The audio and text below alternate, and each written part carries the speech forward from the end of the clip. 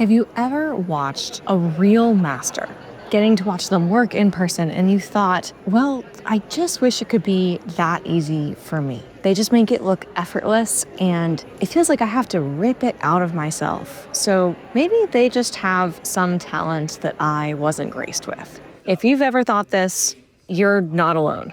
Because if you're like most of the technically skilled painters that I've had the pleasure of working with, your paintings aren't bad, but they feel tight. They feel controlled.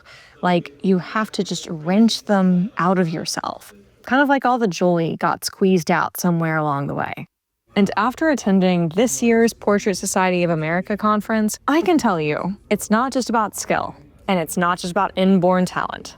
Nope, it's about something deeper. So by the end of this video, you're going to understand my biggest takeaway of the one essential ingredient that the best painters all share that I think we all kind of might be missing, and how you can start to bring this into your own studio practice starting right now. Now, if you're like me and you love all things Portrait Society, portrait painting, or you've listened to my videos and you know you want to attend the portrait conference, I'm gonna give you the opportunity to actually ask all of your questions about what I learned and what I took away from the Portrait Society conference in a live webinar. That's right, you can ask me all about what I learned from watching some of the best painters in the country demo, and I'm going to be packaging all of my top takeaways together in a free webinar for you. The link is in the description if you want to join me and be able to ask me those questions live.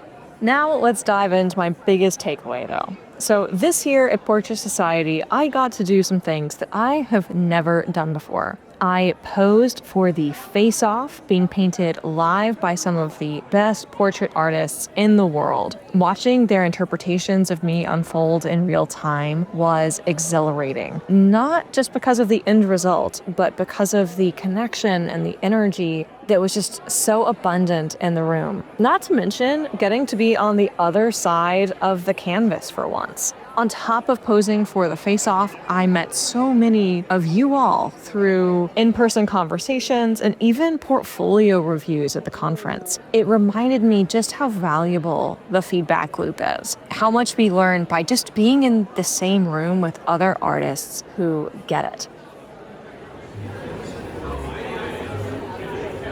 Oh, well, that could have been catastrophic. I bumped the light, and now the light won't stay, and... Do you want me to... Just, if you want, we can also put tape on it. So that, yeah, it's all good. There you go.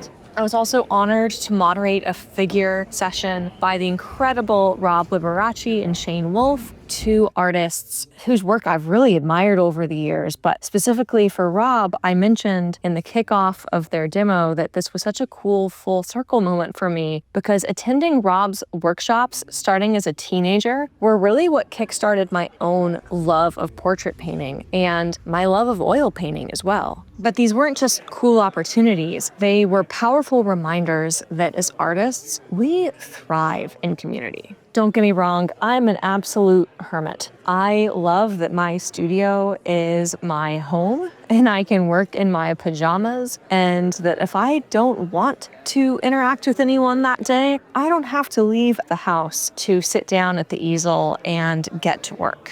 And when it comes to packing up to go to an in-person conference for 4 days, sometimes I can feel a little stressed leading up to this and thinking about packing and driving and being away from home. But man, once I am there, I feel like I have been given enough creative energy to fuel me for the entire next year.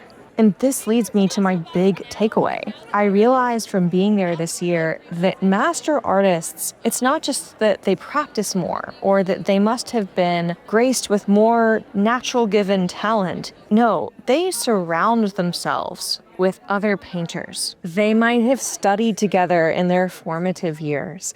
They might share their work with one another or ask for one another's input. They meet at events. They schedule potlucks and opportunities to just get together and share in one another's company. And that is what makes the difference. I know everything is really tough post-lockdown, but isolation, it really dulls your edge. It keeps you second guessing. It tricks you into thinking that you are the only one struggling to make expressive, alive paintings, or that you're struggling with knowing what to paint or how to get models, or worrying that you're just screaming into the void when it comes to putting your work on social media. As someone who shares my artwork on YouTube every week and for whom social media has been an integral part of my job, my career, I really feel this.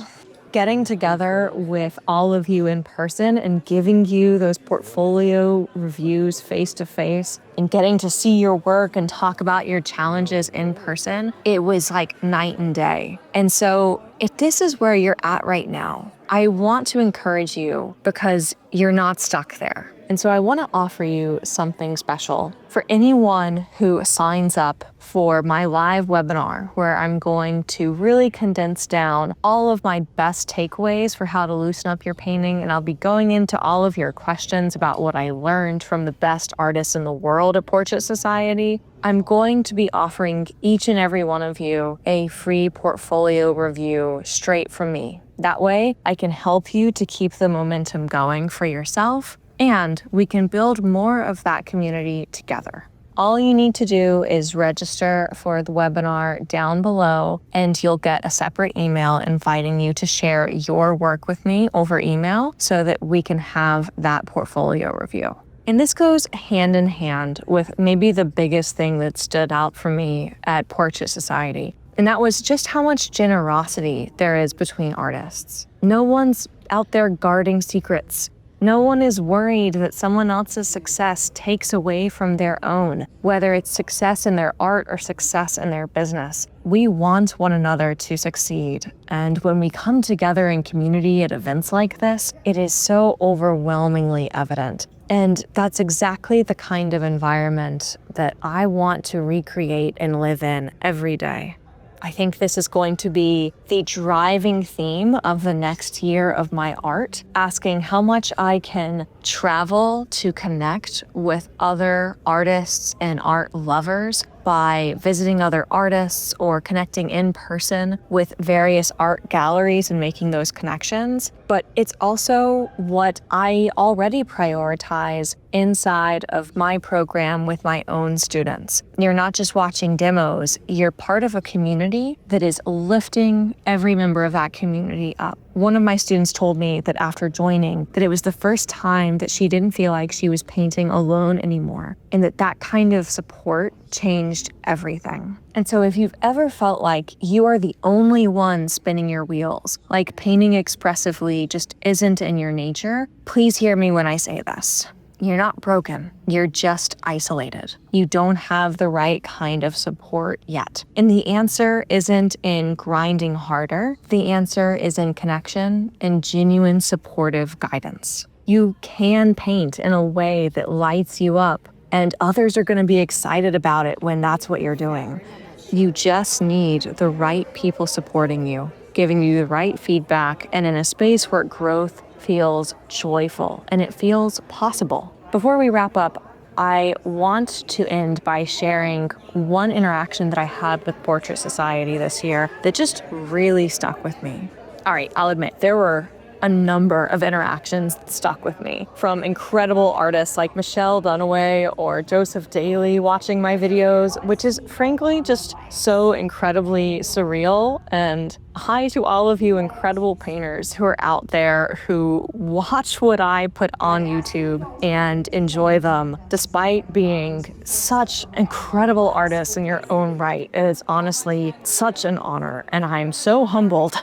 But the interaction that really stuck with me was one from a subscriber named William. who came up to me and very politely asked about my own painting journey and whether doing master copies of painters like Sargent's work had really actually changed my style. And he asked from a place of feeling like, yeah, but at the end of the day, weren't those beautiful brush marks that Sargent put down, like, aren't we just reading too much into them? And they probably just came out of instinct. And I explained that, yeah, I mean, to a certain extent, a lot of these brushstrokes that we put down aren't necessarily fully thought through. A lot of them really do come almost from a place of whim. But at the same time, this doesn't mean that someone like Sargent or his contemporaries didn't put a great deal of intention and planning and care into when and why these kinds of stylish brush marks would go down. And this led to William and I having an entire conversation about Frances Bell's incredible Draper Grand Prize winning self-portrait, where I broke down all of the different kinds of brushstrokes that I saw in her painting, and how if you really pay attention, you realize there's a distinct pattern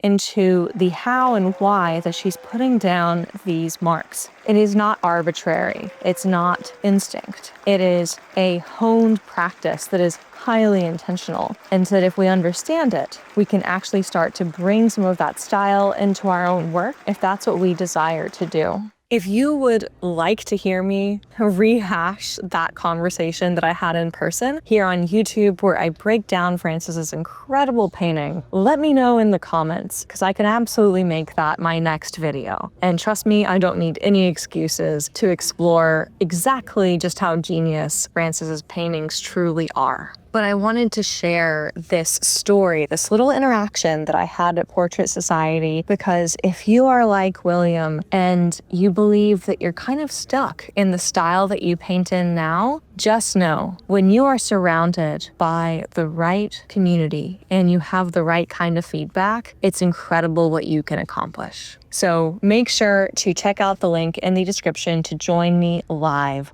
Let's build that momentum for you together, and I'm going to be really excited to answer all of your top questions about the best painters in the world and how we can take those insights to help you to build out your ideal painting practice that gets you the exact style of painting that you really want to be known for. The link's down in the description. And again, let me know if you would like to see that analysis of Frances's painting. I'd love to do that for all of you if you would enjoy that. And just one more time, for anyone who does register for that webinar, I will include a free portfolio review for anyone who registers. All right, the link's in the description. And until the next time, happy painting, everybody.